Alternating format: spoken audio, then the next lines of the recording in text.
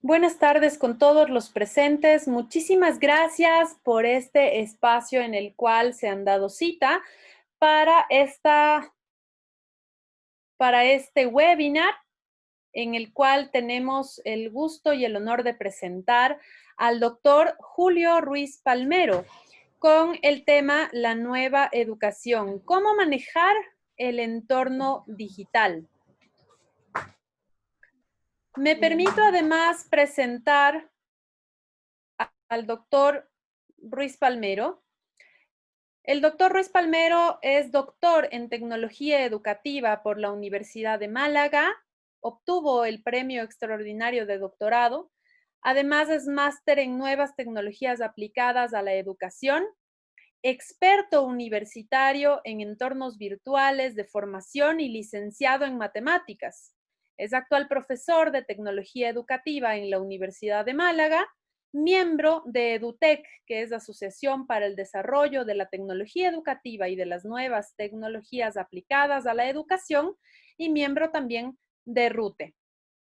Ha impartido numerosos seminarios, ha sido docente relacionado al uso de las TICs en España y en Iberoamérica, director de distintos posgrados y actualmente es uno de los docentes con los cuales estamos arrancando esta alianza estratégica para nuestro nuevo máster en educación con mención en mediadas por TICs. Además, pues la Universidad Internacional del Ecuador ha arrancado su oferta académica en línea con la maestría en educación mención gestión del aprendizaje mediado por TIC.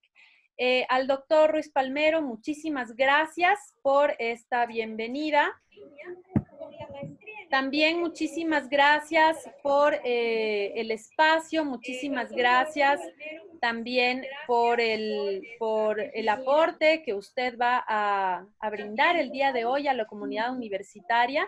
También quisiera a todas las personas que nos están acompañando en este momento, ya estamos llegando a los 102 participantes y siguen ingresando pues muchos más.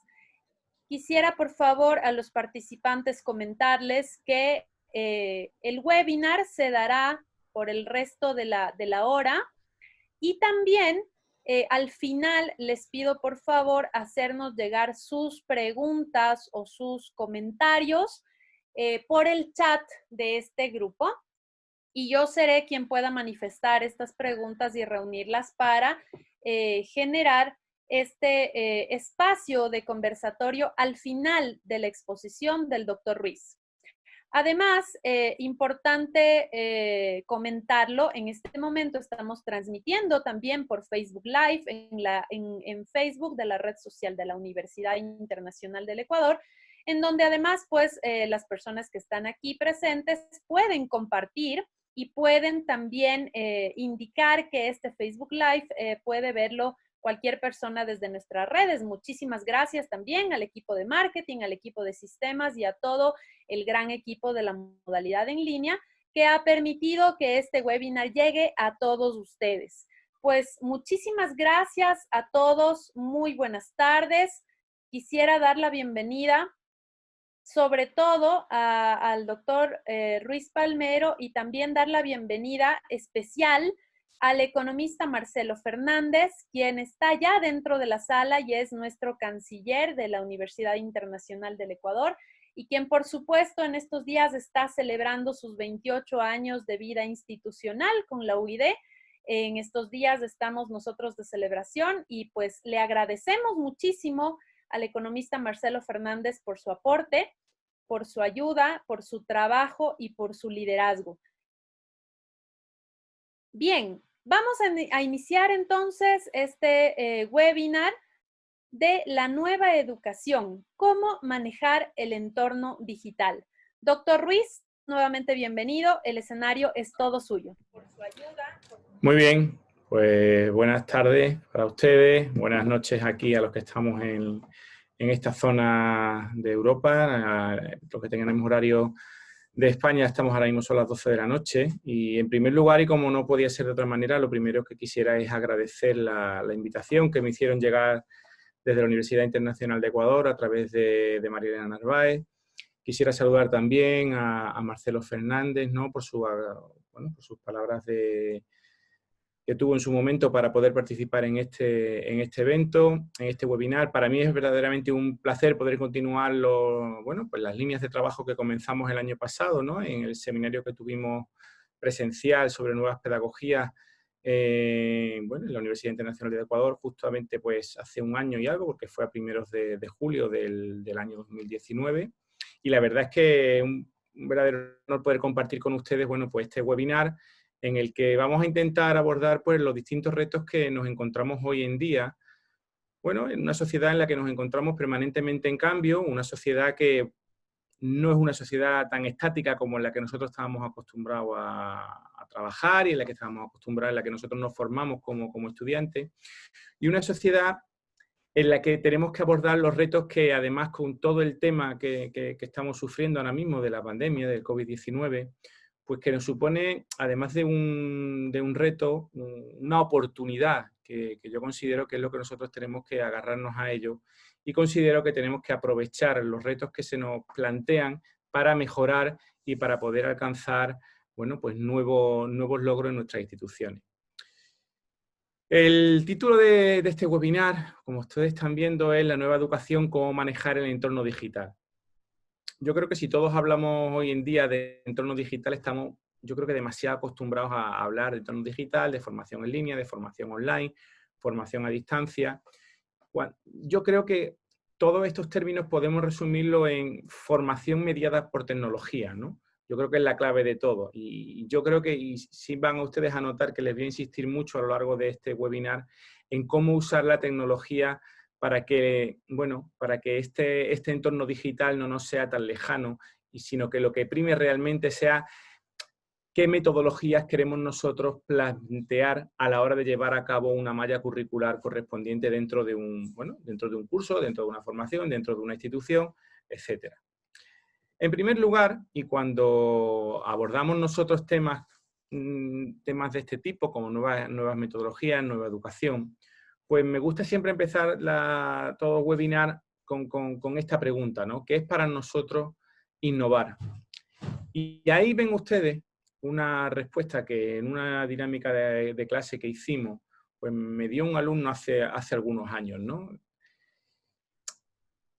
Para este alumno era el proceso por el cual la información que estaba en los papeles del profesor pasaba a los papeles de los alumnos sin pasar por la cabeza de ambos. Yo creo que esto, la verdad, a mí me dejó bastante conmovido en su momento, me hizo replantearme muchas cosas, porque yo creo que el alumno llevaba razón en mucho de lo que planteaba, ¿no? Pues imagínense si esto pasaba hace un tiempo, hoy en día, con toda la implementación de tecnología que tenemos, con todas las herramientas que tenemos a nuestra disposición para poder innovar de una determinada manera o de otra determinada manera, ya los papeles no pasarían ya la información no pasaría ni de los papeles del profesor a los papeles del alumno, pasaría directamente del pendrive o de la nube del profesor a los archivos del alumno, ¿no? Ya sí que está claro que no pasaría por la cabeza de ninguno de los dos, ¿no? Eso sí es algo que está claro. Entonces es un riesgo que tenemos en esta ocasión y un reto que tenemos que superar. Una segunda respuesta, que es innovar, nos la ofrece Federico Malpica, que nos plantea siempre este compañero mexicano que trabaja aquí en Barcelona, en el Instituto Escalae, con el que nosotros colaboramos mucho desde nuestro grupo de investigación. Habla de que innovación, para poder conseguir procesos de innovación exitosos, es fundamental que tengamos claro que los cambios que pretendemos conseguir sean pequeños cambios. Es decir, no plantearnos grandes retos para cambiar una institución, porque eso va a tener muchísima resistencia por la propia institución, por las propias personas que la conforman. Entonces es verdad que es más importante en este caso plantearnos cambios pequeños que van a provocar la suma de muchos cambios pequeños, un gran cambio en la institución. En este sentido, yo creo que es importante que tengamos claro siempre a la hora de cambios de procesos innovadores, de implementación de cambios en la institución. Esta frase de Federico Malpica yo creo que es muy importante tenerla presente. Y luego lo que nuestro compañero Manu Velasco, un profesor de la institución teresiana aquí en España, nos dijo una vez en la Universidad de Málaga, que lo trajimos para darnos una charla, ¿no? Nos resumía su charla en esta frase: innovar no es saturar, innovar no es adornar. Es decir, no porque usemos más herramientas, más aplicaciones, porque usemos más recursos, el último recurso que haya salido, vamos a ser más innovadores y vamos a provocar más cambios en los procesos de enseñanza-aprendizaje, y muchísimo menos. No se trata de adornar con parafernalia los procesos formativos de nuestro alumnado, sino de realmente provocar unos cambios en los procesos de enseñanza y aprendizaje más profundos en nuestro sistema formativo y en este caso en nuestros alumnos. ¿Y por qué tenemos que innovar? ¿Por qué tenemos que dar respuesta a la sociedad en la que nosotros nos encontramos? Pues yo creo que esa imagen que ustedes ven ahí, que yo imagino que ya la habrán visto en alguna ocasión, esa doble imagen, ¿no? La imagen de arriba es la Plaza de San Pedro en el año 2005, justo cuando proclamaron Papa a Benedicto XVI. Creo que fue por el mes de abril, si no recuerdo mal. Y la imagen de debajo, del año 2013, corresponde a la Plaza de San Pedro justo también en el momento de proclamación del actual Papa Francisco. Entonces yo creo que si entre la imagen de arriba y la de abajo, pues pasaron 8 años, y fíjense el cambio, ¿no? En la imagen de abajo solamente se ven pantallas prácticamente, no, smartphones, teléfonos móviles, dispositivos digitales. Imagínense si a eso le añadimos 7 años más que han pasado hasta el 2020. Es decir, ¿qué cambios, además de los que ahí estamos viendo patentes en esas imágenes, se han producido hoy en día en nuestra sociedad? Y nosotros, como docentes, no podemos dar la espalda a la realidad que nuestros alumnos están viviendo en su día a día. Es decir, nosotros somos siempre de la opinión, en nuestro grupo de investigación, somos siempre de la opinión de que la institución educativa, la institución formativa, no puede dar la espalda a la sociedad en la que nuestros alumnos trabajan. No puede ser que nuestros alumnos entren en la institución y en cuanto cruzan la puerta y esos muros, digamos, todo sea distinto, todo sea como una burbuja en la que no hay nada relacionado con lo anterior, de donde acaban de salir de sus casas, de su entorno, acaban de salir del autobús en el que venían probablemente visitando alguna red social o chateando con algunos alumnos o compartiendo algún archivo con compañeros, y que lleguen a la institución en la que ellos se están formando y esa institución le dé no es que le dé la espalda, pero no responda a la sociedad en la que ellos se encuentran esas expectativas, ¿no? Entonces es verdad que en este sentido es muy importante que seamos conscientes que estamos formando a ciudadanos del presente, no a ciudadanos de hace 30 años ni hace 40 años, cuando nosotros probablemente nos estábamos formando en nuestra institución. Eso sí es muy importante. Por eso me gusta poner esta imagen. Y sobre todo, ¿por qué? Porque corremos el riesgo de que si no damos respuesta a esto, nos vamos a quedar aislados. Y toda aquella institución, todo aquel docente que no se adapte a los cambios, tiende a desaparecer. Es decir, en este sentido, siempre hay una frase y una imagen que yo utilizo en algunas diapositivas, en algunas presentaciones, en algunas otras conferencias, que es muy significativa. Nosotros siempre se ha dicho, o se dice, si ustedes tienen algún familiar médico que se dedica a la medicina, que si nosotros cogemos a un médico del siglo XIX y lo metemos, viene a un hospital del siglo XXI hoy en día, ¿no? De un quirófano del siglo XIX a un quirófano del siglo XXI, probablemente no supiera hacer absolutamente nada en el actual quirófano, ¿no? Con la cantidad de nuevas herramientas, de nuevo aparataje, de nuevas técnicas para operar, nuevas técnicas en la medicina, probablemente se encontraría bastante, muy despistado en este nuevo quirófano. Sin embargo, si ese mismo ejemplo lo extrapolamos al ámbito educativo, al ámbito de la formación, analícenlo ustedes. ¿Qué ocurre?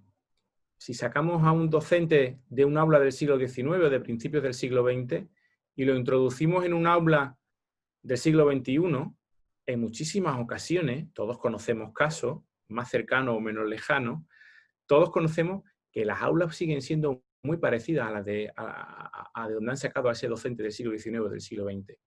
Entonces, ¿qué ocurre?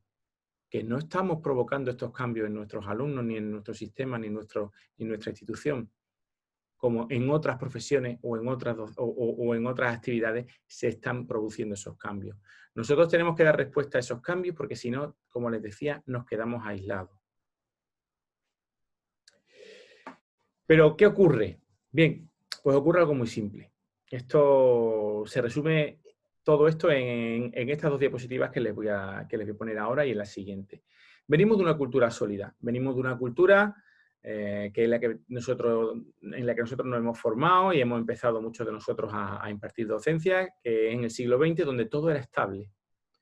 Todo era duradero, es decir, el conocimiento residía en los libros, en las enciclopedias, en los distintos libros de las distintas materias o asignaturas, donde esa información ya estaba filtrada por unos especialistas, y si yo te iba a estudiar medicina, o iba a estudiar económicas, o iba a estudiar magisterio o mecatrónica, bueno, pues alguien ya había decidido qué contenidos eran los adecuados, y había distintos materiales, distintos libros a los que yo podía acudir para formarme.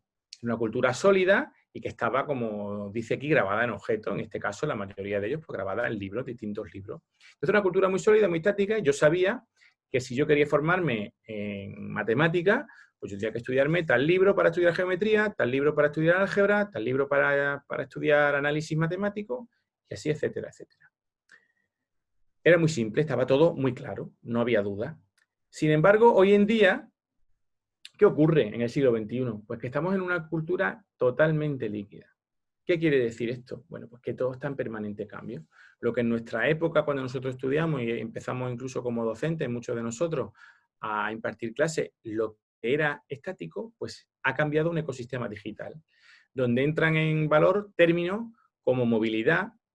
Ya con las herramientas que tenemos a nuestra disposición no es tan relevante, y más si estamos hablando en este caso de educación en línea, no es tan relevante dónde estemos a la hora de formarnos, sino de qué queremos formarnos, de qué manera queremos formarnos y con qué herramientas queremos formarnos, ¿no? Donde términos como computación en la nube adquieren cada día más relevancia. Ya da exactamente igual con qué sistema operativo estemos trabajando, con qué herramientas, puesto que todo se tiende ya a acceder a ellos a través de un navegador web, sea el que sea. Por lo tanto, cada vez tiene más relevancia la computación en la nube, donde cada vez tiene más valor el tema de las redes profesionales, las redes entre docentes, las redes entre alumnos, las redes temáticas entre instituciones, y, por supuesto, términos como globalización en una sociedad del siglo XXI, pues yo creo que son más que claro su importancia. Por tanto, pasábamos, como les decía, de una cultura totalmente sólida, donde todo era estático, a una cultura totalmente volátil, en la que lo que hoy vale, la dinámica que hoy me vale a mí en clase para trabajar con los alumnos, mañana no me vale, porque ha salido otra herramienta, otra aplicación, otra metodología, o porque las cosas van evolucionando de una manera tan rápida que en muchas ocasiones, y en parte es lógico, vamos por detrás de ello, ¿no? Entonces, bueno, tenemos que estar en esta sociedad en la que nos encontramos en permanente cambio. No podemos dar nada por hecho ni nada ya por asumido. Por lo tanto, ¿qué ocurre? Que pasamos en el ámbito educativo de un aprender reproduciendo, como se hacía en la cultura sólida hace pocos años, ¿vale? Les digo, se sigue haciendo en muchos casos, y es lo que hay que intentar, donde hay que intentar evolucionar, de ese aprender reproduciendo, donde el saber residía en el docente, ¿no? El docente era el depositario del conocimiento, y él, a través de sus clases magistrales, de su docencia, pues iba ese conocimiento, bueno, transmitiéndolo de una manera oral a su alumnado, ¿vale? A un aprender actuando, que es lo que ocurre en una cultura líquida. El alumno aprende haciendo, ¿de acuerdo? Aprende a aprender. Se le tienen que dar competencias para que sea capaz ese alumno de resolver distintas situaciones que le van a ir surgiendo a lo largo de su desarrollo profesional. Ya no es tan relevante que el alumno se aprenda un listado a lo mejor exhaustivo, como nos aprendíamos a lo mejor cuando éramos nosotros alumnos, de todos los ríos de España, de norte a sur y de este a oeste. Porque si me es necesario en un momento determinado saberme un pequeño afluente del río Miño, pues a lo mejor en un momento determinado tengo que tener, lo que es más relevante es que yo tenga las estrategias para poder averiguarlo, ¿no? No tanto que los aprenda de memoria, cosa que a día de hoy ya se nos ha olvidado a la mayoría de nosotros. Sin embargo, si tuviésemos las estrategias para poder alcanzar a resolver esa cuestión en concreto, pues esas estrategias sí se nos van a quedar y van a perdurar a lo largo del tiempo. Eso es realmente más importante que el aprender memorísticamente todos los contenidos que en un determinado momento, pues todos hemos aprendido, ¿no? En cuanto a aspectos generales, bien, cuando hablamos de formación en línea, de aprendizaje en línea, de aprendizaje digital, existe una metodología con la que nosotros en el grupo nuestro trabajamos muchísimo. Nosotros trabajamos en una universidad presencial, que es la Universidad de Málaga, pero en la cual los docentes que formamos parte del grupo InnoEduca trabajamos con una metodología que es de la clase invertida, la Flipped Classroom. En este sentido, un poquito más adelante les voy a dar algunas pinceladas de algunas estrategias que se pueden utilizar con la Flipped Classroom, que a nosotros en estos momentos de pandemia en la que nos han cerrado la universidad y hemos tenido que trabajar de un modo totalmente a distancia, pues nos han venido muy bien y nos han servido tanto a nosotros como a nuestros estudiantes para poder seguir de una manera pues muy adecuada el ritmo que teníamos nosotros planteado y el conseguir todos los objetivos que teníamos planificados en nuestra malla curricular, ¿no? En cuanto a aspectos generales, yo creo que es importante que cuando damos una formación en línea, y si utilizamos la clase invertida, pero si utilizamos otra metodología para la formación en línea también, es importante tener claro qué es lo que el alumno tiene que trabajar antes de la clase y durante la clase. ¿Por qué? Para aprovechar el tiempo presencial que se tenga con el alumnado frente a la cámara en este caso. Cuando nosotros damos una docencia en línea, una docencia a distancia, no podemos hacer lo mismo que hacemos en la presencialidad. Este ha sido uno de los grandes errores que se han cometido bueno, pues por la mayoría de las instituciones, por la mayoría de los docentes, con este caso de la pandemia y del COVID-19. Porque de un día para otro han cerrado tu institución, te has tenido que adaptar a la formación virtual, a la docencia online, y lo que hemos hecho, o lo que se ha hecho en la mayoría de las ocasiones, ha sido trasladar lo que veníamos haciendo en presencial, trasladarlo a virtual. Error. No podemos trabajar en virtual exactamente igual que en presencial. Es decir, no podemos pretender en virtual dar una docencia, una formación de 4 o 5 horas seguidas de clase, porque eso es inviable. Cuando hablo de clase me refiero de clase tipo clase magistral. Hay que utilizar otras estrategias, otras dinámicas, utilizar píldoras formativas de 8, 10, 12 minutos de duración, tener una dinámica luego para que ellos puedan trabajar en grupo con distintas herramientas que hay, que trabajen de manera individual un determinado tiempo, pero para eso es muy importante que antes de la clase ellos hayan recibido ya información y hayan recibido recursos de qué es lo que vamos a hacer en la clase en cuestión, para la clase poder aprovecharlo, ¿de acuerdo? Entonces, es muy importante que haya una adecuada planificación. Esto me van a decir ustedes, sí, pero eso, Julio, eso requiere mucho tiempo. Efectivamente. El dar una docencia en línea, de calidad, requiere de mucho tiempo y de mucha preparación y de mucha planificación. En contra de lo que muchos creen, que dar docencia en línea, yo sé que no es el foro en el que estamos, en donde esto se cree, afortunadamente, pero hay muchos sectores del profesorado o de los docentes que piensan que la docencia en línea es una docencia de menor calidad o una docencia que, como en algunos casos hemos escuchado, eso no es dar clase, eso es porque queréis dar menos clase, ¿no? Todo lo contrario. Una formación en línea de calidad requiere una preparación muchísimo más exhaustiva, muchísimo más planificada, ¿de acuerdo? Si queremos hacer las cosas en condiciones y con una calidad.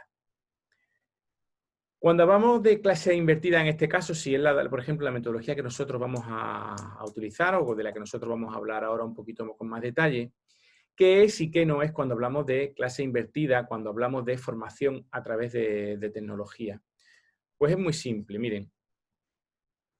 Lo que no es una docencia en línea es simplemente colgar vídeos online en la plataforma con la que nosotros trabajemos.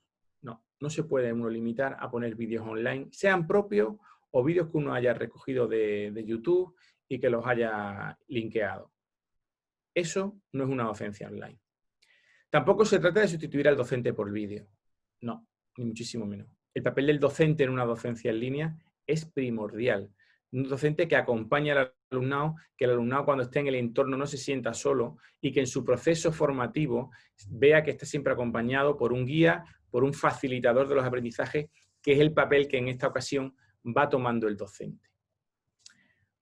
Una formación en línea tampoco es un curso a distancia, porque aquí ya da igual la distancia. Cuando hablamos de formación a distancia, no a mí este término que personalmente no me gusta porque no hay distancia, es una formación mediada por tecnología, es una formación online, una formación en línea, pero no a distancia, porque realmente yo se lo digo sinceramente, yo en la experiencia que he tenido en los meses de confinamiento aquí en España, yo en muchas ocasiones he sentido más cercanía con algunos alumnos que cuando tenía una presencialidad. ¿De acuerdo? Porque se limitaban a ir a clase, hacíamos las actividades, algunos, como todos sabemos, se implican más, otros menos, con unos tienen más implicación con otros, pero en este caso de pandemia que hemos tenido, yo sí me he sentido muy cercano al alumnado, y creo que el alumnado también a mí, y hemos estado muy cercanos a la hora de trabajar codo con codo en el desarrollo de la asignatura, ¿no? Ha sido un trabajo que hemos llevado entre todos adelante, por eso yo no estoy muy a favor o no soy muy proclive a utilizar el término formación a distancia, curso en línea, ¿no? Luego tampoco es que el alumnado trabaje sin guía. Hay mucha creencia de que, bueno, esto es muy simple, ¿no? Esto es, se ponen unos materiales, unos PDF en el campus virtual, en la plataforma Moodle o en la plataforma que cada institución utilice, y ya está. Ahí tienen los contenidos. Ahí está el error de estas cosas, ¿no? Tampoco es que el alumno trabaje y el docente no, ni muchísimo menos. Es decir, al revés. El docente trabaja muchísimo más en estas ocasiones que en una docencia presencial. Y tampoco es que el alumno trabaje de manera aislada, ni muchísimo menos. ¿De acuerdo? El alumno trabaja de una manera acompañada del docente, que se sienta respaldado en todo momento cuando tenga algún problema, alguna duda, alguna decisión que tenga que tomar. Debe sentirse acompañado siempre por el docente en su proceso formativo.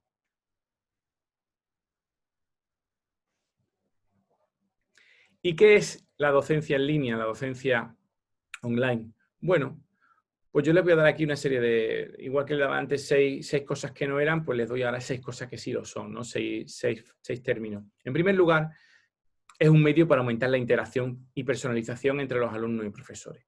Eso es fundamental. En segundo lugar, es un ambiente donde los estudiantes se responsabilizan de su propio aprendizaje. Esto sí es muy importante y cuesta muchísimo, se los digo por experiencia propia. Cuando nosotros empezamos a usar la clase invertida, allá por el año 2009, 2010 más o menos, fue cuando empezamos a trabajarla, nos costó muchísimo ponerla en práctica y nos costó muchísimo que empezase a tener un poquito de éxito. ¿Por qué?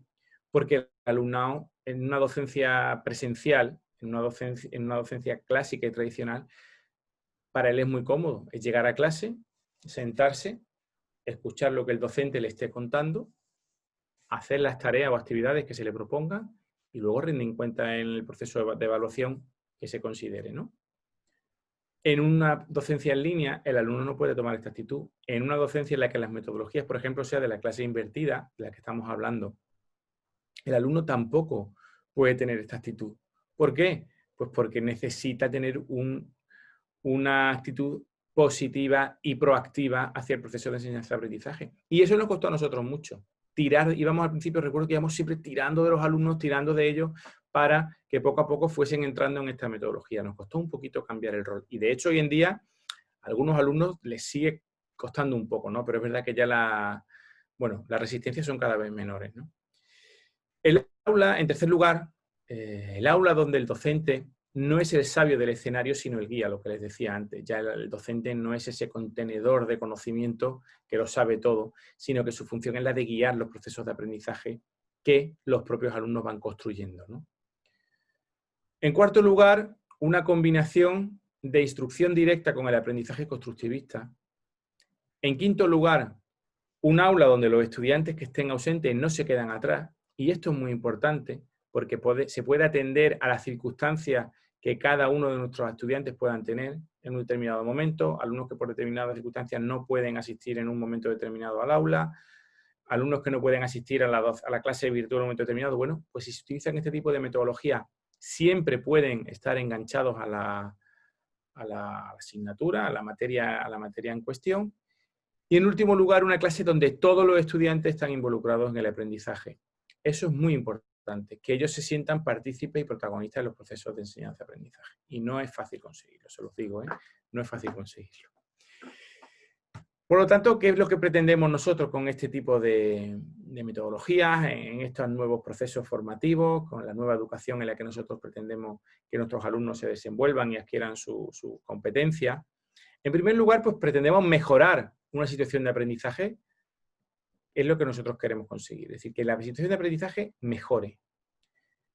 En segundo lugar, es fundamental que elijamos los elementos del volteado, es decir, a qué elementos queremos nosotros darle la vuelta a la clase. No es necesario que le demos la vuelta a todos los contenidos. Es muy probable que empecemos por unos determinados contenidos, al siguiente cuatrimestre, al siguiente trimestre o semestre, les demos la vuelta a otros contenidos y vayamos poco a poco evolucionando, y cuando pase un determinado tiempo ya le hemos dado la vuelta a toda una materia probablemente. Porque esto va ligado con lo que les decía al principio, ¿no? Pequeños pasos van a tener pequeñas resistencias. Si nosotros llegamos de repente un año, cuando va a comenzar el curso, y tenemos ya todo al revés, va a tener más resistencia que si en un determinado momento intentamos cambiar un par de temas, un par de capítulos de los contenidos, al año siguiente introducimos otros contenidos más. Siempre va a tener esto menos resistencia y más éxito que si lo pretendemos hacer de golpe, ¿eh? Se lo digo también por experiencia, porque siempre al principio todos cometemos errores. El primero este que les habla, y intentamos en algunos momentos, bueno, pues ya que estamos puestos, lo hacemos todo de un golpe, que nos va a ser más fácil para acostumbrarlo. Y es muy recomendable ir haciéndolo todo paso a paso y poco a poco, ¿de acuerdo? Con unos pasos más cortos conseguiremos mayor éxito en los procesos innovadores. Y todo ello para que, en definitiva, consigamos que los estudiantes se apropien de su aprendizaje, que es lo que nosotros queremos, que ellos sean agentes activos en los procesos de enseñanza-aprendizaje. Los nuevos roles que se desarrollan con este modelo de clase invertida, del que nosotros estamos hablando, pues son cambios de roles tanto en el alumnado como en el profesorado, que ya más o menos hemos hablado antes, ¿no? Un alumnado que pasa de trabajar de manera aislada a trabajar de manera colaborativa, que pasa de ser receptor de información a ser un creador de sus propios contenidos en muchas ocasiones, a ser un alumno proactivo, y un profesorado que, de ser simplemente transmisor de información, pues pasa a ser en este sentido un guía en los procesos de enseñanza-aprendizaje, un facilitador, incluso un mentor. También se habla de ello, ¿de acuerdo? Y estos roles que cambian, pues lo que les decía, bueno, esta diapositiva no les voy a insistir más porque esto es lo que venimos hablando, ¿no? El profesor debe sugerir, facilitar y contribuir a crear las condiciones, bueno, que hagan y que posibiliten que los estudiantes accedan al conocimiento.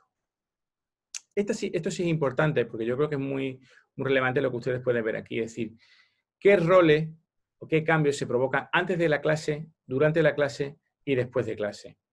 En primer lugar, antes de la clase, si estamos hablando de clase invertida, de Flipped Classroom, es fundamental que el alumno vea unos determinados vídeos o haya hecho unas determinadas lecturas que el docente haya planificado previamente, ¿vale? Que se familiarice con los términos y con los hechos que va luego a trabajarse en clase, en el cual se le hayan introducido unos determinados conceptos principales que son los que van a tener luego relevancia en el momento de que estén en clase presencial. Para ello, ¿qué ocurre? Pues que es muy importante que desarrollemos aquí una evaluación formativa que nos permita verificar lo aprendido. Si esto lo hacemos antes de clase, ¿en clase qué hacemos entonces? Bueno, pues en clase lo que podemos hacer es desarrollar proyectos, trabajar problemas, crear grupos de discusión, crear contenidos con la base y los inicios y las píldoras formativas que nos han dado antes de clase nuestros profes. Es decir, el alumno puede crear contenido que amplíe la información que ya se le ha dado, que amplíe esos contenidos. Pueden analizar datos, interpretarlos, discutir, convencer unos a otros, crear distintas dinámicas de grupos de discusión que son muy efectivas en este tipo de metodología, ¿de acuerdo? Y después de clase, ¿qué se pretende que hagan? Bueno, pues es muy simple. Después de clase pueden trabajar en proyectos colaborativos, bien de manera presencial, bien de manera a distancia, con distintas herramientas que hay, y revisando fundamentalmente los conceptos principales que se pretenden que los alumnos adquieran en un determinado tema.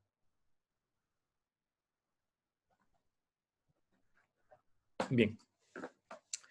Un poquito más detallado, si ya nos vamos al ejemplo que nos facilita Turón y Santiago, ¿no? Que realizaron esto a partir de, bueno, pues del What is Different About Flipped Classroom de la Faculty Innovation Center en el año 16.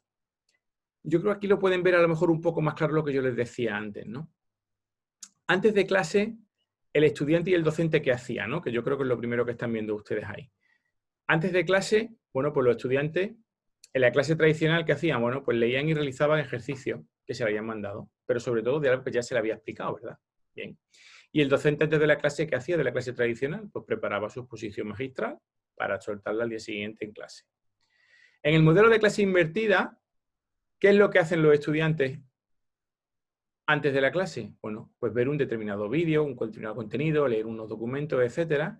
Pueden responder a un paquete de preguntas que estén relacionadas con la temática del vídeo, del contenido que han tenido que visualizar. ¿Y el docente qué hace entonces con el modelo de clase invertida antes de la clase? Pues un trabajo muy importante, que es preparar actividades diversas que enriquezcan los contenidos que ellos han visto ya. ¿Para qué? Para luego en clase complementar y generar debate, generar dinámica para que los contenidos que se le han propuesto en el visionado del vídeo previamente en casa que hayan realizado, se pueda complementar y afiancen y aclaren esos conocimientos que ellos han debido analizar. Al comenzar la clase, ¿qué ocurre en un modelo tradicional? Pues es muy simple. El alumnado generalmente tiene poca información de qué van a tratar. Es decir, llegan a clase y están esperando, expectantes a lo que el docente les vaya a contar en ese determinado momento. Ahí tienen poca información. El docente, pues asume que él es el importante, él es el relevante, él es realmente el que tiene que transmitir lo que van a aprender sus alumnos, ¿no? Sin embargo, fíjense en la siguiente columna, en el modelo de clase invertida. En el modelo de clase invertida, el estudiante, cuando va a comenzar la clase, tiene preparadas preguntas concretas de temas que no se le han quedado totalmente afianzados o de los que tienen dudas. ¿De acuerdo? Entonces, eso es muy importante. Ya vienen con trabajo previo hecho. Entonces, en clase el tiempo es mucho más dinámico, mucho más, se aprovecha muchísimo más. ¿Y los docentes qué hacen? Bueno, pues pueden y deben anticiparse dónde los estudiantes van a tener mayores dificultades. Nuestra experiencia nos dice que nosotros sabemos prácticamente cuáles son las mayores dificultades problemáticas que se van a encontrar nuestro alumnado a la hora de desarrollar distintos contenidos de los distintos temas. Por lo tanto, como ya podemos anticiparnos, podemos tener previstas estrategias para reforzar esos conceptos que nosotros sabemos que les van a resultar de una comprensión un poco más difícil. Por ejemplo, seguimos durante la clase. En la clase tradicional, pues el estudiante intenta seguir el ritmo que el profesor les marca. Sin embargo, ¿el docente qué hace? Pues el docente desarrolla la lección material con el material previamente elaborado y trata de abarcar toda la materia. ¿De acuerdo? En el modelo de clase invertida de Flipped Classroom, ¿qué ocurre? Pues que el alumno, bueno, pues intenta desarrollar competencias, realiza trabajos colaborativos, problemas, intenta resolver ejercicios de distinta dificultad. ¿Y el profesor qué hace entonces? ¿Qué hace el profesor? Bueno, pues es muy simple. El profesor hace de guía y de orientador, según las necesidades del grupo. En este determinado momento puede atender más a un determinado alumno que le requiera más, puede atender más a la diversidad en este momento, puesto que los alumnos van a ir además aprendiendo a distintos ritmos, en función de sus capacidades y de sus dificultades que puedan tener. Entonces, es una oportunidad que se le da al docente en este sentido.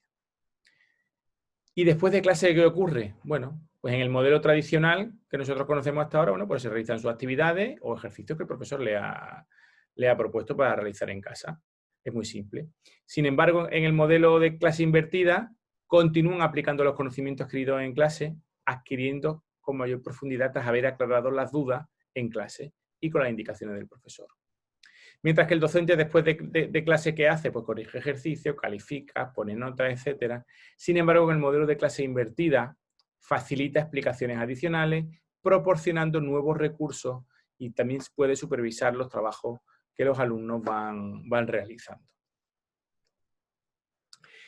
Pero en realidad, cuando hablamos de clase invertida y de docencia a distancia, que no me gusta mucho, pero docencia de formación online, ¿qué modelo hay detrás de todo ello? ¿Qué modelo seguimos? Y hablamos ya de temas más pedagógicos, ¿no? Que yo creo que es la base de todo esto. Es decir, no es tan relevante, y de eso hablaremos ahora después un poquito, la herramienta que utilicemos, sino qué modelo tenemos nosotros detrás de ello, en qué modelo nos basamos, ¿no? Bueno, pues esta metodología de la que nosotros hablamos tiene su base pedagógica en la taxonomía de Bloom del año 71, que clasificaba las tareas escolares pues, en función de su implicación de distintas habilidades cognitivas en dos tipos fundamentales. en tareas que requieren habilidades de orden inferior y de orden superior, que las veremos a continuación. Si nos centramos en habilidades cognitivas de orden inferior, pues se atienden a 3 fundamentalmente estas tareas. Son, en primer lugar, las tareas para conocer, pues que se basan en recordar el objeto de aprendizaje. Tareas para comprender, que estas tareas, pues está claro que lo que implican es procesos para que el alumnado asimile el aprendizaje de una manera comprensiva. Y tareas para aplicar. Estas tareas parten del aprendizaje abstracto y buscan emplearlo en la resolución de problemas o en la mejora del contexto, ¿no?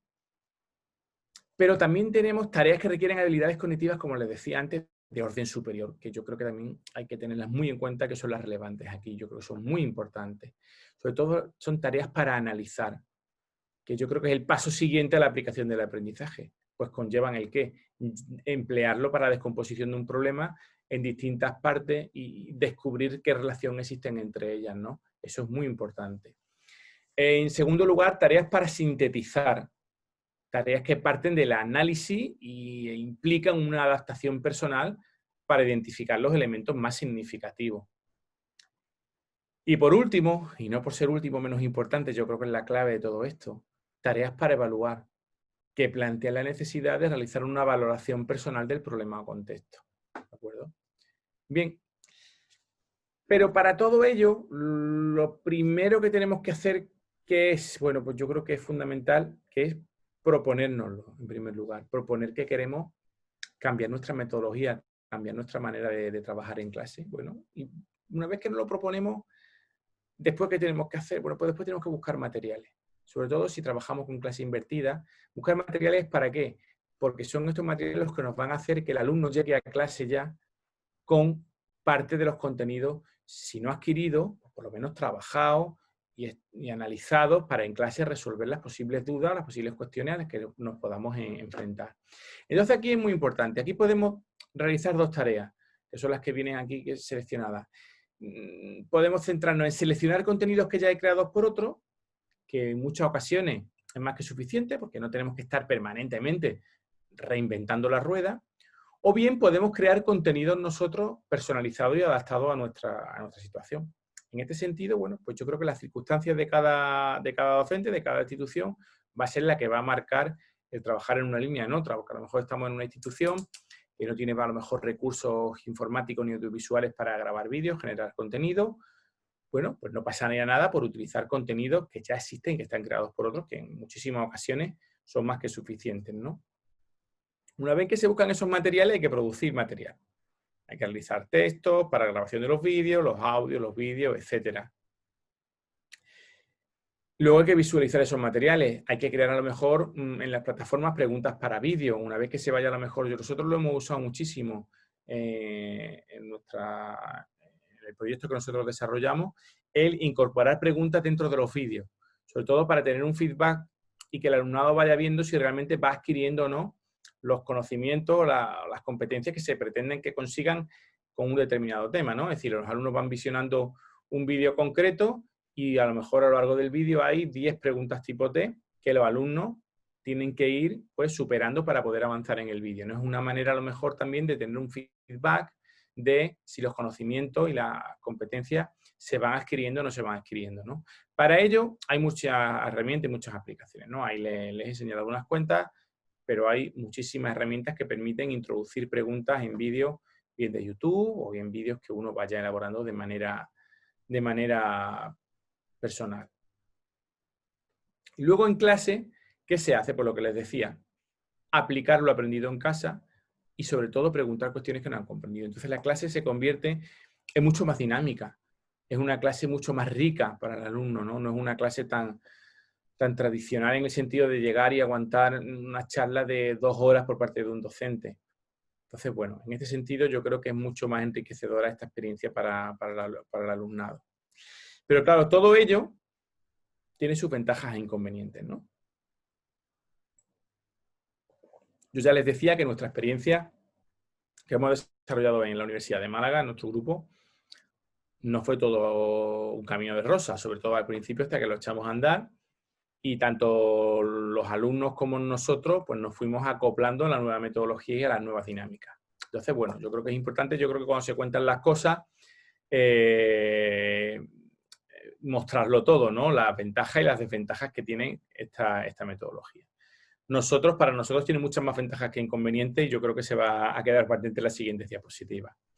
Ventajas, en primer lugar, bueno, pues que permite, sobre todo, y esto es extrapolable totalmente a cuando hablamos de una modalidad virtual de enseñanza, aprende que el alumno aprenda a su propio ritmo, que sea el que vaya marcando su propio camino y su propia frecuencia a la hora de entrar a la plataforma, su propia dinámica diaria de trabajo, o trabaja en determinados momentos por temas personales o laborales que le permite. Entonces, esto es muy, muy, muy ventajoso para el alumno, el que aprenda según su ritmo personal en cada circunstancia. En segundo lugar, la motivación.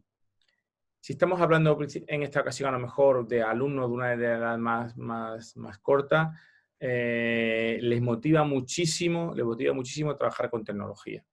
Entonces, bueno, aprovechemos esta circunstancia y que nos sirva como guía, como anzuelo, para poder llevarlo luego a nuestro terreno, ¿de acuerdo? En tercer lugar, permite consumir contenido bajo demanda. Esto es muy importante, ¿de acuerdo? En cuarto lugar, la utilización de vídeos de especialistas en la materia. A mí me permite poner en clase una conferencia o un vídeo impresionante o buenísimo que haya, por ejemplo, de National Geographic sobre los volcanes, por ejemplo, si es el tema que yo quiero trabajar en clase un día determinado, o sobre la diversidad marina en el Galápagos. Entonces, es muy importante que yo pueda poner vídeos bien de distintas instituciones o bien conferencias de especialistas que sin el empleo de estas herramientas se estarían perdiendo nuestros alumnos. Entonces, bueno, en este sentido aprovechemos todas estas ventajas. Yo creo que esta es una de las ventajas principales. La quinta ventaja, ya se la he comentado previamente, es que el papel del profesor será el de mentor, que yo creo que es algo muy, muy importante. En sexto lugar, trabajar con distintos contenidos, no solamente como se trabaja con contextos, trabajar con imágenes, con vídeos, con sonido, con multimedia. Yo creo que hoy en día las posibilidades que tenemos todos a nuestro alcance son muy ricas. En séptimo lugar, permite el seguimiento durante todo el proceso del trabajo, es decir, hay herramientas que me permiten seguir de una manera transversal o longitudinal, dependiendo de las circunstancias, el proceso de trabajo de nuestros alumnos, el proceso de aprendizaje. En octavo lugar, yo creo que algo fundamental, la ubicuidad. Hoy en día, como les decía, esto es algo fundamental y que tenemos que engancharnos a este carro, porque si no, nos toman el terreno otras instituciones, ¿de acuerdo? Y no podemos quedarnos atrás. En noveno lugar, mejora la competencia de nuestros alumnos, la competencia, principalmente la competencia digital, de la que tanto se habla, pues el utilizar toda esta herramienta la mejora. Y en último lugar, facilita el trabajo colaborativo. Es decir, el tener que trabajar con cada uno a distancia, tener que trabajar sobre contenidos comunes para que ellos tengan que elaborar sus propios contenidos con distintas herramientas y distintas metodologías, como el aprendizaje basado en proyectos.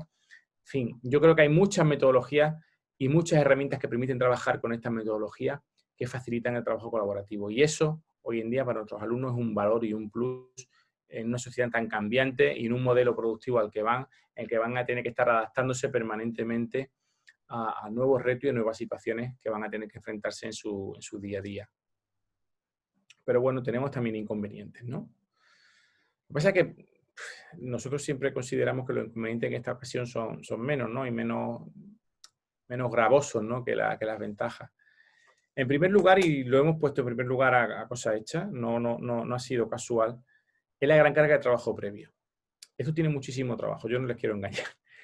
Pero a nosotros nos compensa. Es decir, nosotros es verdad que después de casi 3-4 años dándole la vuelta a la asignatura, a la materia que hicimos, bueno, pues terminamos un poco cansados de tanto trabajo, pero es verdad que luego le veíamos mucho provecho y muchas ventajas a todo ello. Entonces, es verdad que, bueno, que esa carga de trabajo, por ejemplo, ahora que ya llevamos bastantes años ya con este proyecto y con esta metodología, no nos supone tanto, porque a lo mejor cada año hay que modificar 2-3 temas, cambiar algún vídeo que se ha quedado algo obsoleto, que queremos introducir alguna algunos contenidos nuevos, pues ya se va trabajando sobre temas puntuales para ir mejorando y actualizando los contenidos, no es partir desde cero. Con lo cual la gran carga de trabajo es para arrancar. Una vez arrancado, no supone un excesivo trabajo, ¿vale? En segundo lugar, es complicado conocer lo que el alumno ha preparado antes. Y nosotros en este sentido hemos tenido muchos hándicaps a la hora de resolver esta situación, porque en muchas ocasiones los alumnos venían a clase sin el contenido trabajado. Entonces, bueno, nos ha costado un poco conseguir que el alumno se responsabilice y venga a clase ya con el trabajo preparado y hecho pues las tareas que tenían que traer antes de comenzar la clase. En cuarto lugar, el alumnado no está acostumbrado.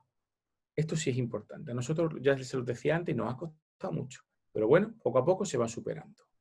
Y en quinto lugar, la necesidad de estar conectados. Es verdad que aquí en nuestro entorno, en España, es verdad que todos los centros están conectados, todas las instituciones están conectadas.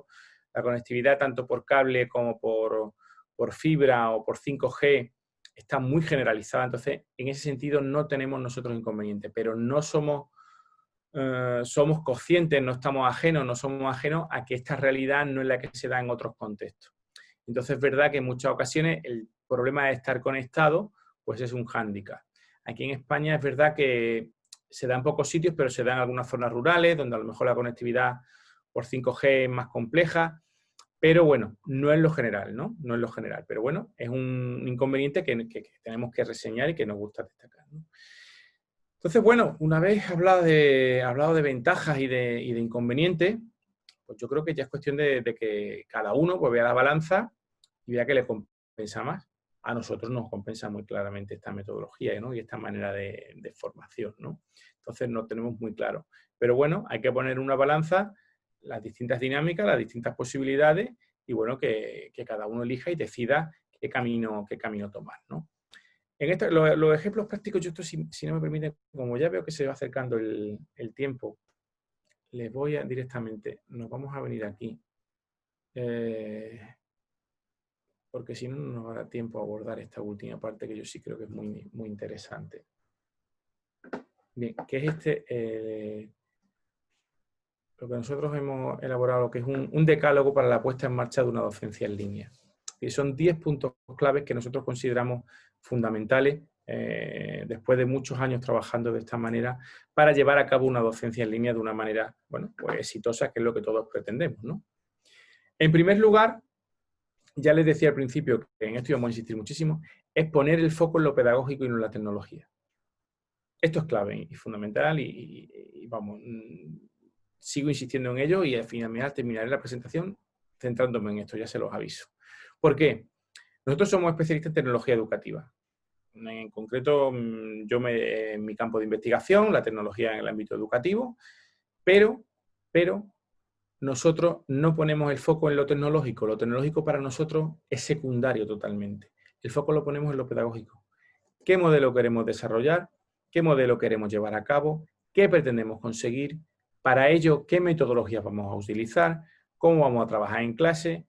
Y después nos planteamos con qué tecnología, con qué herramientas. Y a lo mejor probablemente no necesitamos más que una herramienta. Yo siempre he escuchado al doctor Cabero en alguna de sus conferencias, Julio Cabero Almenara, de la Universidad de Sevilla, que decía que en muchas ocasiones la mejor tecnología era una fotocopia, ¿no? Pues en muchas ocasiones es cierto, la mejor tecnología es una fotocopia porque a lo mejor en un determinado momento te solventa un problema que tienes en clase para trabajar un determinado contenido. Pues no nos centremos solamente si es la fotocopia o es la última aplicación para el dispositivo móvil o es el último artefacto más exitoso que haya en la actualidad, ¿no? Centrémonos en lo pedagógico, principalmente. En segundo lugar, es importante que diseñemos un entorno de aprendizaje por proyecto. El aprendizaje por proyecto para trabajar en línea es muy importante. Muy importante, sobre todo si queremos provocar dinámicas en las que fomentemos el trabajo colaborativo de los alumnos y si queremos fomentar dinámicas de aprendizaje autónomo. Es fundamental.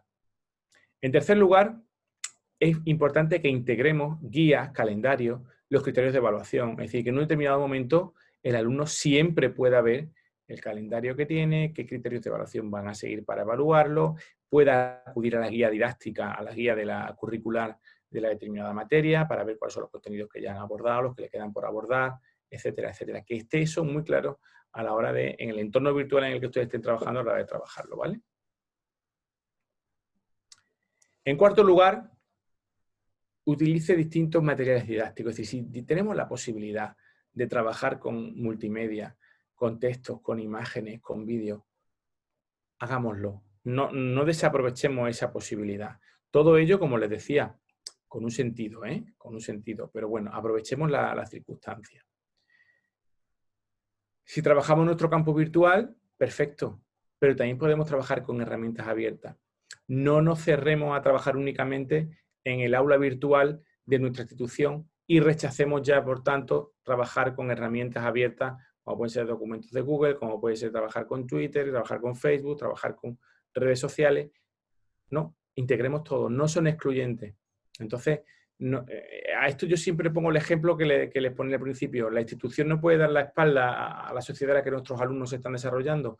Bueno, pues si hablamos de un campus virtual, nuestra institución tampoco puede dar la espalda a la realidad de que nuestros chavales, nuestros alumnos, no trabajan solo en el entorno institucional del campus virtual, trabajan también en otras aplicaciones, utilizan otras herramientas. Aprovechémonos también de trabajar con estas otras herramientas y estas otras aplicaciones. Crea un entorno atractivo, es decir, en el que podamos integrar e implementar, bueno, pues yo creo que es muy importante que implementemos imágenes, animaciones, vídeos, mapas conceptuales, bueno, que sea un entorno atractivo de trabajo. Eso en muchas ocasiones no lo es y nos dedicamos simplemente a colocar PDF, y bueno, no es muy adecuado utilizar todo ello, ¿no? Fomentemos el aprendizaje social, es decir, fomentemos dentro de nuestro entorno virtual, de nuestro entorno de formación en línea, fomentemos el debate, fomentemos foros de discusión, fomentemos que ellos sean los propios alumnos los que se den respuesta a las preguntas que otros compañeros hagan, fomentemos este aprendizaje social, como les digo. En algún momento ya de las charlas se los he comentado, el acompañamiento del alumno. El alumno en ningún momento debe sentirse solo en este proceso formativo en línea. Nunca. Entonces es importante que si hay una pregunta, que si hay una duda, seamos capaces de responderla en poco tiempo, seamos capaces de que no tenga una demora en la respuesta de más de 24 horas dentro de unos límites, ¿no? Que las tareas no se eternicen en ser corregidas, y que el alumno sienta que hay detrás alguien a la hora de continuar su proceso de aprendizaje. En noveno lugar, hay que desarrollar una evaluación continua y no abusemos de tareas innecesarias. Cuantas menos tareas pongamos, mejor, siempre.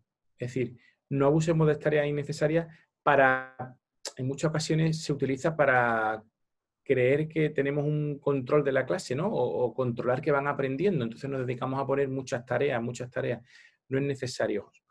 Con las tareas justas que nos den un feedback y una retroalimentación de cómo van evolucionando nuestros alumnos, es más que suficiente, no hace falta más, ¿de acuerdo? Entonces, en ese sentido, sí es muy importante que planifiquemos una evaluación también continua, bueno, y adecuada, ¿no? Y por último lugar, debemos posibilitar la personalización de los aprendizajes. En este sentido, es muy importante que la planificación que se haga desde la institución y nosotros como docentes de una determinada materia, permita que cada alumno pueda personalizar sus aprendizajes. ¿En qué sentido? En el sentido de que a lo mejor a un alumno, por su formación o sus habilidades, sus competencias, pues le es más interesante desarrollar un determinado itinerario formativo y a otro alumno otro itinerario formativo, pero que al final los dos itinerarios van a confluir en la consecución de un mismo fin, de un mismo objetivo. Bueno, pues posibilitemos ello. Dejemos que el alumno pueda crear su propio itinerario si al final, todo ello evidentemente bien planificado, vamos a conseguir un mismo fin para ello, ¿vale? Y para diseñar experiencias innovadoras, que es lo que nosotros pretendemos, ¿qué consejos les doy a ustedes? Bueno, pues en primer lugar nos vamos a centrar, bueno, van a ser muy simples, ¿eh? Van a ser muy simples. En primer lugar, es fundamental que definamos bien los objetivos de la experiencia y que planifiquemos el proceso. Es decir, planifiquemos, sentémonos con un lápiz y un papel y planifiquemos los objetivos de la experiencia que vamos a desarrollar y qué pretendemos conseguir.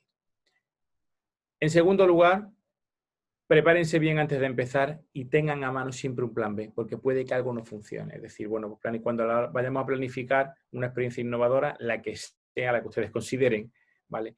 Tengamos siempre previsto, bueno, si no funciona, pues trabajaríamos de esta determinada manera, o si no funciona, acudiríamos a este otro recurso, acudiríamos a esto. Siempre planifiquemos pensando que algo puede en un determinado momento pues no funcionar, que suele ocurrir en muchas ocasiones.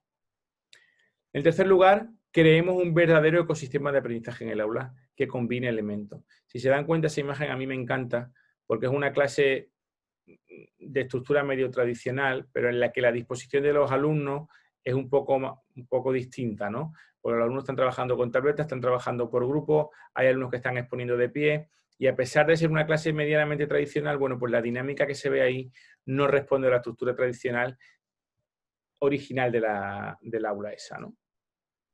En cuarto lugar, propicia un ambiente de generación de intercambio de ideas. Es decir, que haya comunicación entre nuestros alumnos, que haya comunicación entre nuestros alumnos y nosotros, que generemos intercambio de ideas. Es clave y fundamental en cualquier proceso innovador. En quinto lugar, realicen prototipos. Empiecen a asegurarse de que la actividad es relevante e interesante y poco a poco irán mejorando la efectividad. Es decir, pongan en práctica un prototipo, practiquen antes con un pequeño grupo, practiquen antes con un grupo de 10, de 4 alumnos y luego ya llévenlo al grupo grande. ¿De acuerdo? Y tendrán más probabilidad de éxito con total seguridad. En sexto lugar, cuando planifiquen experiencias innovadoras, tengan en cuenta las limitaciones de la tecnología. La tecnología no nos va a resolver todos los problemas que nosotros tengamos en clase. Ténganlo claro. La tecnología nos van a ayudar, pero no nos van a solucionar los problemas que tengamos en clase de cualquier tipo. Nos pueden ayudar, pero no nos lo solucionan. En séptimo lugar, experimente y evolucione y haga seguimiento del aprendizaje de sus alumnos y mejora. Esto es muy importante. Pero claro, tenemos que evitar 5 cosas para que los procesos de innovación puedan conseguir éxito y lleguen a buen puerto, como decimos por aquí, ¿no? Que lleguen a buen puerto. En primer lugar, que diseñen las actividades de clase en función de la última app novedosa que usted ha visto. No, error. Como les decía, a lo mejor en un determinado momento la fotocopia es el recurso más oportuno. Entonces, diseñen las actividades de clase siempre pensando en, como les decía, en qué pretendemos conseguir. Y no porque me han comentado que hay una app fabulosa que me permite hacer tal actividad en 3D, en realidad aumentada, en realidad virtual. Probablemente sí o no, pero que no nos ceguemos por eso, que no nos deslumbre el tema de la tecnología, ¿no? Siempre le insisto mucho en esto. En segundo lugar, empezar las actividades de clase sin saber a dónde queremos llegar. Esto va totalmente relacionado con lo que le decía previamente de la planificación. Es decir, es muy importante que sepamos a dónde queremos ir, que esté todo planificado. El papel de la pedagogía es donde les decía yo que es fundamental que esté clarísimo, ¿no? En tercer lugar, otro error que cometemos es creer que lo sabemos todo y que no nos hace falta que nadie nos eche una mano, ni nadie nos ayude, porque nadie nos va a enseñar nada porque yo ya lo controlo todo. En este sentido, yo les doy un consejo que siempre les doy a los alumnos y sobre todo a los becarios que se acercan al grupo de investigación y que empiezan a trabajar con nosotros. Hay que ser muy humildes en esto y tener conciencia y tener la idea de que todo el mundo nos puede ayudar. Y no pasa nada porque en un determinado momento, aunque yo sea un especialista en la determinada materia, otro colega, otro alumno, otro compañero nos pueda dar luz sobre un determinado tema. En este sentido, yo creo que en esta diapositiva tiene que cambiar creer que lo sabes todo y que nadie te puede enseñar nada, la cambiaré a lo mejor por directamente la palabra humildad. Es muy importante en los procesos de innovación que seamos humildes y no creamos que todo está ya sabido y sobre todo controlado. En cuarto lugar, otro error es pensar que estamos solos y que nadie nos va a echar una mano. Está muy ligado con la diapositiva anterior. No estamos solos y ya no solo tenemos una comunidad local que nos puede ayudar, sino que tenemos una comunidad en la red global, con distintas redes profesionales, que cuando necesitemos a lo mejor alguna ayuda, cuando necesitamos algún complemento a algo que nosotros estemos trabajando o realizando, nos pueden echar una mano. Y en último lugar, no sean ustedes tacaños, no compartiendo con los demás su experiencia y sus consejos. Aquí me centro en lo siguiente. Nosotros somos los docentes muy egoístas y cuando tenemos algo, conseguimos algo, lo queremos guardar como si fuera un tesoro. Y si yo tengo las presentaciones, cuando todos teníamos nuestras presentaciones en PowerPoint, de nuestras clases, de nuestra docencia, ¿cómo voy a compartir yo con mi compañero la presentación si esto es mi trabajo que he preparado yo para mis alumnos? Todo es con el mí por delante, ¿no? Bueno, si compartimos todo, nos vamos a enriquecer todos de todo. Entonces, es una pena que ese trabajo que nosotros hagamos se nos quede en un cajón y no salga de nuestro aula, no salga de nuestro entorno virtual o de nuestra aula virtual. Compartamos todo, intentemos todo lo que hagamos darle licencia a Creative Commons para que otros puedan copiarlo, reutilizarlo, y así todos nos iremos enriqueciendo del trabajo de toda la comunidad. Yo creo que esto es un poco controvertido porque no está todo el mundo de acuerdo, pero nosotros es algo que tenemos siempre claro desde el principio. Todo el material, de hecho, nosotros tenemos unos cursos de formación aquí en la Universidad de Málaga, que al alumnado se le certifican unos créditos de libre configuración, pero los cursos nosotros también los tenemos en formato abierto, el mismo curso. Es decir, el alumno solo se matricula en el curso si desea una certificación oficial. Pero si el alumno lo que desea es aprender, tiene el curso disponible, los materiales disponibles en formato abierto.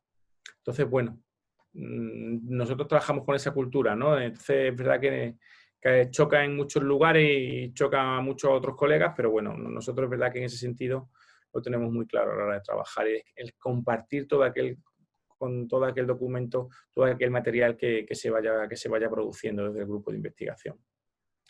Y claro, ante todo esto, ¿qué hacemos, no? Yo le he mostrado cantidad de herramientas, le he mostrado muchas distintas posibilidades, ventajas, inconvenientes.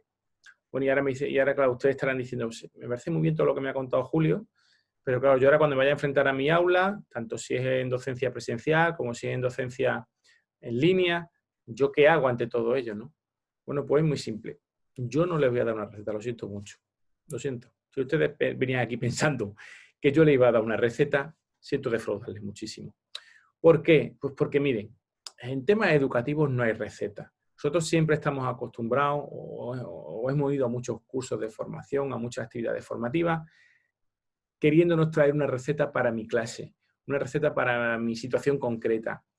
Y en temas educativos, como decía Ginés de los Ríos, y ya lo decía en el año 1888, no hay receta. No hay receta, pero ¿qué es lo que hay realmente, no? Sí hay posibilidad de pensar y de planificar. ¿Y planificar de qué manera? De una manera en la que nosotros pongamos por delante los objetivos y los contenidos y la metodología que queramos usar. Y sobre todo a la hora de pensar, yo en este sentido sí les soy muy claro, pongamos el valor en aquello que realmente aporta valor a nuestra docencia y aporta valor a lo que nosotros queremos conseguir. El valor no está en las aplicaciones, el valor no está en la herramienta y no está en la tecnología.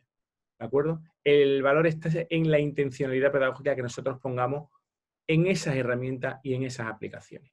Por lo tanto, yo les recomiendo, y siempre termino, y se lo decía al principio, insistiendo en lo mismo, centrémonos en lo que realmente nos aporta valor, que es la pedagogía y en las distintas metodologías a la hora de afrontar los distintos retos que nosotros nos estamos planteando. En esta ocasión, bueno, pues con los efectos del COVID-19 y la pandemia y del pasar de una modalidad presencial a una modalidad totalmente virtual en cuestión de horas, para todo ello siempre vamos a recomendar y siempre vamos a insistir en que nos centremos en lo que nos aporta valor. ¿De acuerdo? Es importante y tiene que estar la tecnología. Si no está, no podemos hablar de muchas otras cosas. Es importante que esté, ¿vale? Pero démosle valor realmente a aquello que lo tiene. Y por mi parte, pues nada más, agradecerle su invitación. Yo creo que más o menos hemos cumplido con el tiempo aproximadamente, más o menos no me he cedido demasiado, un poquito creo, pero bueno, no creo que haya sido mucho. Y bueno, por mi parte, pues quedo a disposición de todos ustedes por si quieren plantearme alguna pregunta, alguna cuestión o algo que aclarar. Para lo que ustedes precisen, pues a su disposición estoy. Muchísimas gracias, doctor Ruiz Palmero. Les agradecemos también a todas las personas que nos han compartido por chat público y por chat privado, pues sus comentarios, sus sugerencias. Quiero empezar, doctor, por la primera pregunta, y es una pregunta que nace desde la Universidad Internacional, de uno de los grandes colaboradores de la Universidad Internacional, que específicamente ha pedido que se haga su pregunta, sobre todo por su expertise, dado el brutal grado de corrupción en América Latina y en el Ecuador. ¿Cree usted que en las escuelas hasta la universidad deben ofrecer cursos de valores, principios y ética y además también ofrecer cursos de educación continua para, sobre todo, los políticos y burócratas que tanto lo necesitan? Bien, bueno, yo creo que es algo que es clave, ¿no? En este sentido, ¿no? Y la formación continua de los docentes y del profesorado es algo que es fundamental. En la temática que me está planteando este compañero, pues yo creo que también, por supuesto que sí. Y sobre todo cuando hablamos de temas de corrupción, no solamente piensa en Ecuador, piensa en muchos países, no solo latinoamericanos, sino europeos también y norteamericanos. En este sentido, yo creo que es importante que todos esos valores se transmitan desde la escuela y desde la formación inicial, ¿no? Entonces, en este sentido, coincido con él que es muy importante que se transmitan este tipo de valores a través de cursos. Y sobre todo lo que decíamos, si estamos trabajando con formación de docentes, a lo largo de la formación, tanto inicial de los mismos como en la permanente, la formación permanente a lo largo del tiempo, se pueden implementar sin ningún tipo de problema. Muy bien, doctor, gracias. Vamos a la siguiente pregunta. La siguiente pregunta dice así: trabajo en una institución con estudiantes de bajos recursos, de los cuales son 35 y solamente uno tiene acceso a la Internet para trabajar en clase virtual. Dada la realidad, he tenido que trabajar por WhatsApp. ¿Cómo podría utilizar este medio para sacarle el provecho a los estudiantes y desarrollar sus competencias y destrezas? Doctor. Bueno, si me está diciendo que trabaja con WhatsApp, por lo menos estamos hablando de que tienen dispositivos móviles con conectividad. Entonces, bueno, si estamos en esa situación, es verdad que ya el hecho de tener dispositivo móvil con conectividad permite trabajar con distintas dinámicas, permite trabajar con herramientas como pueden ser a lo mejor los foros, como herramientas como pueden ser los chats, se le pueden poner distintas dinámicas a la hora de trabajar a lo mejor en grupo con herramientas y aplicaciones o formularios de Google. Entonces, es verdad que el dispositivo móvil da mucho juego. Desde mi punto de vista no es lo ideal, sobre todo si estamos hablando con, yo no sé de qué nivel serán los alumnos, si son alumnos de primaria o de secundaria o de universidad, no lo sé, pero es verdad que para alumnos es un poco más complejo trabajar con el dispositivo móvil por el tamaño de la pantalla, pero algo te permite. Si bien es verdad que el contexto en el que me plantea de, bueno, pues que solamente un alumno de los 35 tenía acceso a dispositivos, ¿era con conectividad o que solamente uno tenía laptop? Sí, la pregunta lo que dice es que de los 35 estudiantes, uno tiene internet para, o me imagino yo que con el ancho de banda para generar o poder generar una clase virtual. Claro, es complejo, la situación es compleja. Si tienen al menos el dispositivo móvil, como me decías que lo hacía por WhatsApp, pero el WhatsApp te permite videollamadas, si bien de pocos usuarios todavía, no sé si son hasta 8 me parece, o algo más, creo que eran 8, pero bueno, hay aplicaciones como por ejemplo Google Meet de Google, las videoconferencias de Google, por hablar una que es gratuita y que se puede instalar de una manera simple, que te permite ahora mismo videoconferencias hasta de 250 personas. Entonces, bueno, a lo mejor a través del dispositivo se puede conectar con ellos, ¿no? Bien, muchas gracias. La siguiente pregunta dice así: en época de pandemia, la parte emocional de los estudiantes se ha visto muy afectada. ¿Cómo ayudamos a nuestros chicos a sentirse seguros si nosotros nos encontramos, entre comillas, lejos de ellos? Bien, yo ahí el encontrarnos lejos de ellos es donde yo personalmente no lo comparto. Estamos físicamente lejos, pero probablemente a lo mejor emocionalmente podemos estar muy cerca de ellos, ¿no? Yo les comento, todos hemos estado confinados y estando físicamente lejos, en muchas ocasiones hemos estado muy cerca de nuestros seres queridos a través de distintas herramientas de videoconferencia y probablemente hacíamos videoconferencias pues, casi todos los días o a diario con nuestros familiares más queridos. Bueno, con nuestro alumnado en este sentido, salvando totalmente las distancias, existen herramientas que nos permiten estar en contacto permanente con ellos, ¿no? Si bien el carácter emocional de una presencialidad a una virtualidad no es igual, eso no lo vamos a discutir, pero sí nos permite estar en permanente contacto con ellos, ¿no? Ya también ahí es importante, y yo incido mucho en el saber en algún momento determinado desconectar, que nos cuesta a todos mucho, ¿no? Porque nos trae incluso problemas familiares de estar respondiendo a cuestiones o correos de alumnado a horas muy intempestivas, ¿no? Incluso fines de semana. Pero yo creo que si se acompaña de una manera correcta al alumnado y no se siente solo, es verdad bueno, que se puede salvar la falta de presencialidad. Muy bien, vamos con la siguiente pregunta. En realidad nos han llegado varias preguntas, dado el tiempo. Vamos a ir con un par de preguntas más. Les agradecemos a todos muchísimo. Vamos con la siguiente pregunta. ¿Cuál sería su sugerencia para trabajar con niños pequeños de 5 años bajo esta modalidad? Bien, bien, para trabajar con niños de 5 años en esta modalidad es complejo. Yo, las experiencias con las que nosotros hemos trabajado siempre han sido con alumnados ya de 7, 8, incluso de 10 años para arriba, ¿vale? ¿Por qué? Porque todavía no tienen las competencias en muchas ocasiones digitales, la competencia digital para trabajar con algunas de estas herramientas desde casa.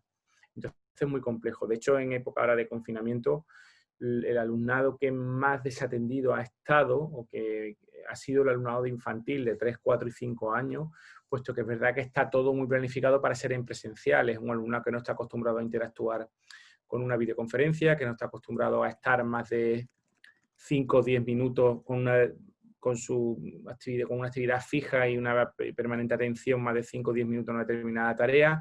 Entonces, es verdad que es complejo desarrollarlo en alumnado con esta edad, ¿eh?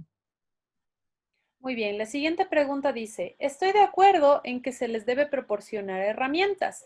Deben saber dónde buscar información, pero ¿no es esto contraproducente? Llegan a depender tanto de la tecnología que no saben nada, hasta los datos más simples los tienen que buscar en la web. ¿Cómo hacemos para que esto no sea contraproducente frente a la realidad del estudiante? Pues es una muy buena pregunta a la que yo no tengo respuesta, porque es cierto que es complejo. Yo lo vivo con mi hijo. Yo tengo un niño de 10 años y una niña de 7 años. Y me estoy permanentemente peleando con ellos en este sentido, ¿no? Entonces lo vivo en casa. Entonces es realmente complejo dónde está el límite para separar, bueno, todo está en la web, consúltalo, y qué parte no está en la web tienes tú que aprenderla, ¿no?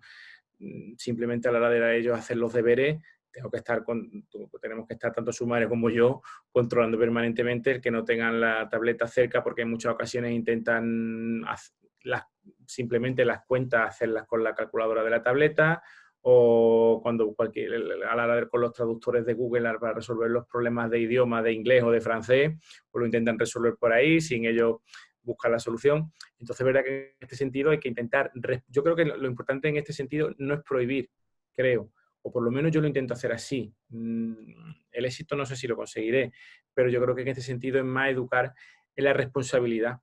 Es decir, oye, tienes que aprender esto, es tu futuro, tienes que ser tú capaz de resolver esta situación, y la tecnología tienes aquí para que te apoye y te ayude, no para que te lo resuelva todo, porque cuando no la tengas tienes que ser capaz de resolver la situación. Entonces, yo creo que en este sentido es más importante responsabilizar y formarlos en la responsabilidad, pero insisto, es que no es nada fácil, ¿eh? Muy bien, doctor. Otra pregunta que de hecho se ha repetido varias veces en el chat. ¿Qué herramienta sugiere usted para trabajar en clase y despertar el interés de participación de los estudiantes? ¿Y qué herramienta sugiere para evaluar? Bien, bueno, para trabajar en clase hay muchas herramientas. Yo, por ejemplo, uso mucho Mentimer. Imagino que la conocerán algunos de ustedes, que es una herramienta que te permite en la clase, por tanto, si la clase es presencial como virtual, es verdad que da igual, permite generar que tú generes o lances una pregunta y los alumnos, bien desde casa o bien si están en clase a través de sus dispositivos móviles, por ejemplo, puedan ir respondiendo y dándote un feedback, y en la pantalla se pueda ir viendo en el momento, ¿no? O que puedan, si tú quieres lanzar una pregunta abierta, pues ellos vayan escribiendo qué les dice la pregunta que tú le has hecho, y vayan saliendo nubes de etiqueta, y la palabra, evidentemente, que más se repite, pues es la que va a ir saliendo más grande, ¿no? Entonces, es verdad que en este sentido, para clase, yo utilizo mucho Mentimer porque me da mucho juego, ¿vale? Y tiene muchos tipos de preguntas y tipos de respuestas y nos da mucho juego. Una era para clase y la otra era para... La una era para clase y la otra para evaluar. Para evaluar, disculpe. Herramientas para evaluar, es que vamos a ver. Nosotros utilizamos mucho un portafolio en el cual vamos viendo el seguimiento de la evolución de todo alumno, ¿no?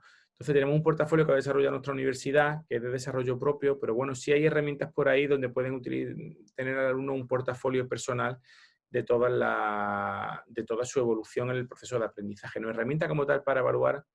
Yo es que soy muy contrario a todo el tema de hacer solamente cuestionarios, de hacer test, porque bueno, en un momento determinado lo hacemos y te viene bien para tener un feedback de cómo van, pero no es la clave que nosotros utilizamos para realizar los procesos de evaluación, ¿no? Muy bien, tenemos dos preguntas más. Una pregunta dice, ¿se puede atender en la misma clase virtual a personas con discapacidad y sin discapacidad? ¿Y cómo es que entran en este modelo las personas que tienen necesidades educativas especiales? Bien, pues en este modelo entran de una manera para nosotros muy satisfactoria y hemos trabajado con algunos casos, sobre todo hemos trabajado en algún centro de educación secundaria con esta metodología y se ha permitido personalizar mucho y adaptar mucho los contenidos a este tipo de alumnos. Es decir, tú tienes un contenido base que luego vas adaptando con distintos multimedia, con distintos contenidos, con distintas aplicaciones o hipertextos, ha ido adaptando a este alumno. Entonces, es verdad que en este sentido la tecnología es una de las ventajas que te da, ¿no? El poder adaptarte fácilmente con distintas aplicaciones y herramientas a alumnado con distintos tipos de necesidades educativas especiales. Muy bien, y la última pregunta, ¿cómo arrancar o cómo motivar a estos estudiantes que nunca han tenido herramientas digitales para trabajar dentro del aula, como en el caso de los estudiantes de zonas rurales, por ejemplo? ¿Cómo arrancar? Bueno, yo creo que es muy simple. Yo creo que es decir hacia dónde quieren ir en el futuro. Es decir, todo está claro que tanto si trabajan en zonas rurales como si trabajan en zonas urbanas, cada día más el tema de la sociedad digital, de la sociedad de la información está llegando a todos sitios y a todos los lugares. Entonces, si estamos trabajando con alumnos de una zona rural, por muy rural que sea la zona, muy lejana que esté de todo de ámbito urbano, van a necesitar en un momento determinado usar la tecnología, usar distintos dispositivos, distintas aplicaciones, bien para controlar sus gastos, bien para controlar el desarrollo de su negocio, el desarrollo de su pequeña empresa. Entonces, siempre van a tener que necesitar estas herramientas. Entonces, por ahí es por donde yo creo que se les puede enganchar para decirle, mira, la vas a utilizar y además de utilizarla te vas a ir formando y vas a adquirir una competencia digital al utilizarla que te va a servir en un futuro de una manera colateral para tu desarrollo profesional, ¿no? Muy bien, muchas gracias. En realidad han llegado muchísimas preguntas, pues les agradecemos sobre todo a todas las personas que están participando acá. Quisiéramos especialmente agradecer a todas las personas que están participando desde el Ecuador. También tenemos conectados desde Perú, desde Argentina, desde Colombia, desde México y naturalmente desde España, que acompañan por parte del equipo de la Universidad de Málaga, al doctor Ruiz, y también de otras universidades españolas. A todos, bienvenidos.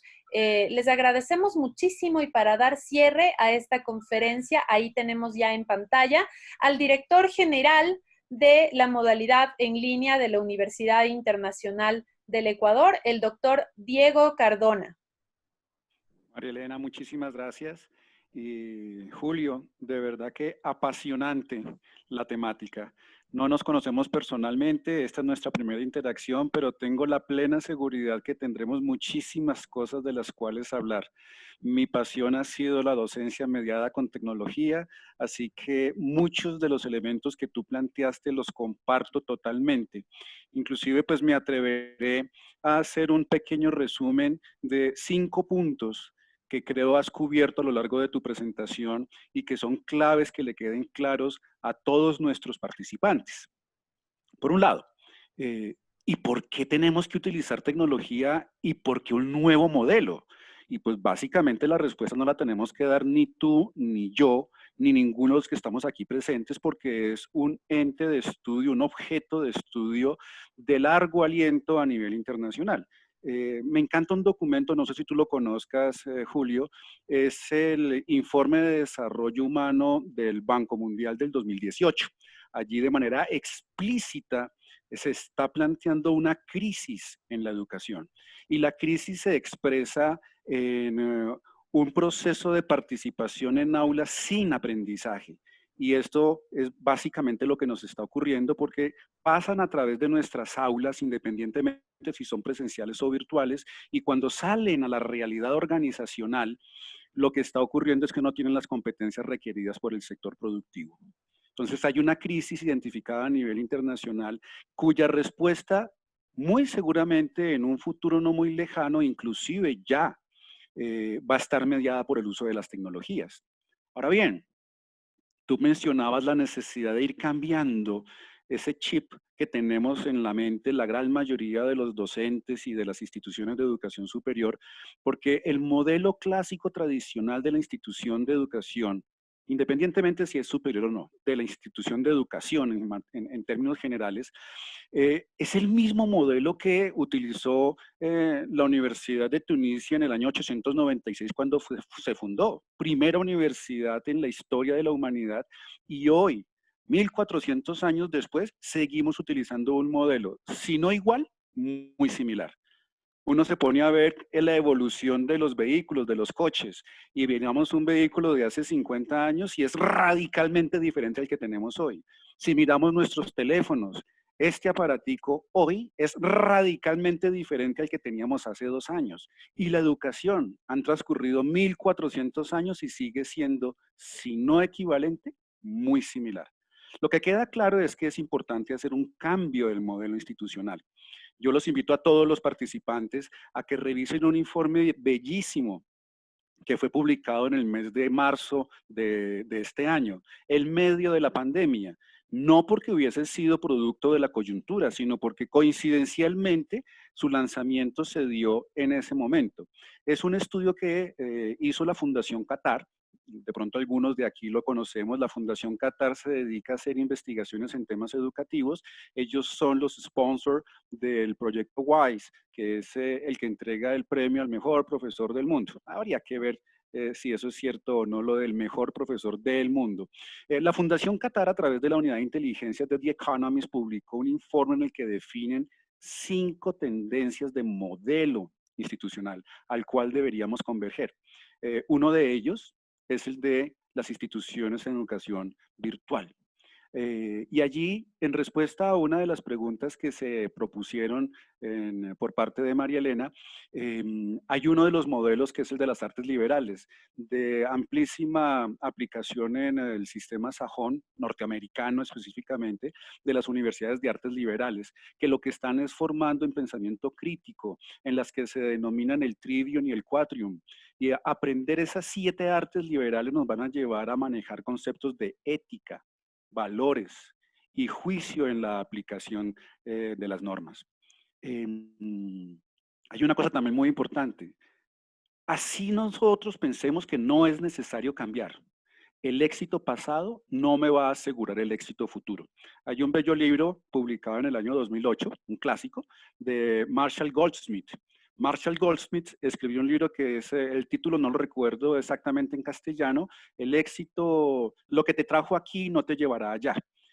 Búsquenlo porque allí se demuestra claramente que es importante para el sistema de educación cambiar los modelos.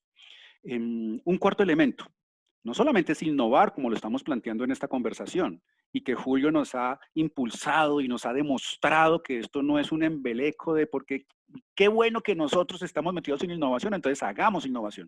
No, es una necesidad del entorno y del contexto. Y muy en particular, deberíamos ir más allá de la innovación, deberíamos ir hacia la disrupción. Es necesario que esas acciones que desarrollemos desde nuestras instituciones, así sea en básica, media, superior, nos lleven a que los modelos que estaban utilizando previamente se conviertan en obsoletos. Y el uso de la tecnología puede ser una herramienta muy interesante. Y Julio allí hace una referencia fundamental. No es la sistematización de los procesos presenciales que normalmente estamos realizando y que por la coyuntura que vivimos, muchas instituciones lo que hicimos fue coger la información que está contenida en libros, ponerlos en PDF en una plataforma y ponerle una cámara al profesor para que empiece a dictar su clase tradicional de 45 minutos. Con la plena seguridad que a los 5, 10 o 15 minutos, en el mejor de los escenarios, están apagando cámaras, están apagando el micrófono y se están yendo a la nevera a comerse un emparedado.